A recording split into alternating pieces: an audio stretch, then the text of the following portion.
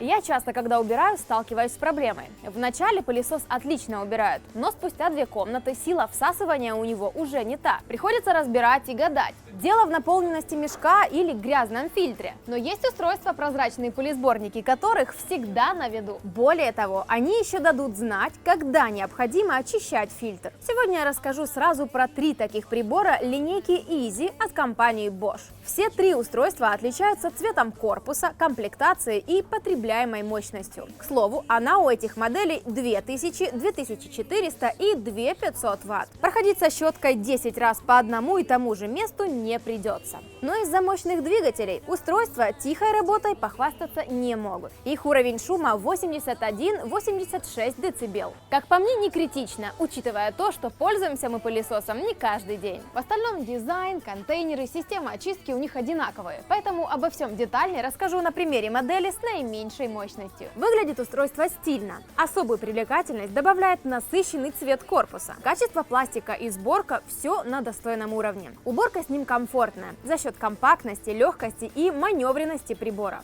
Да и в управлении ничего сложного, тут справится даже ребенок. На корпусе клавиша включения и регулятор мощности. Смотка шнура автоматическая. Весь мусор и пыль собираются в контейнер, который представляет из себя пластиковую колбу объемом 1,4 литра. Его с головой хватит на несколько уборок без очистки. Он изготовлен таким образом, чтобы воздух при прохождении через емкость закручивался в спираль и мусор выталкивался к стенкам колбы. Правда, по мере того, как он накапливается в контейнере, может падать сила всасывания. Поэтому своевременная очистка емкости тоже важна. В таких пылесборниках удобно то, что всегда видна их степень заполнения и нет необходимости дополнительно покупать расходные материалы. Плюс из контейнера можно легко доставать предметы, которые попали в пылесос по ошибке. Например, утерянное кольцо. Более того, в устройстве есть специальные встроенные датчики, которые непрерывно контролируют поток воздуха. И при его понижении более чем на 10% индикатор на регуляторе засветится красным.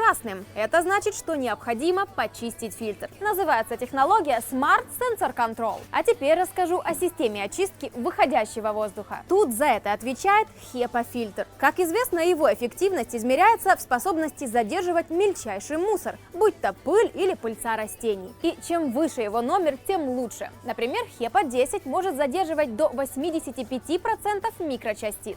А вот фильтр 13 класса, как в этом устройстве, задерживает до 99,95% частиц мусора. Плюс ко всему, по надобности его можно промыть водой, но перед установкой в пылесос обязательно высушить. Что касается арсенала аксессуаров, то их тут хватит и на полную уборку в доме, и на сухую очистку салона автомобиля. В наборе поставляются насадки пол, ковер, щелевая и мебельная. Плюс к этой модели мощностью 2400 Вт в комплекте идет турбощетка.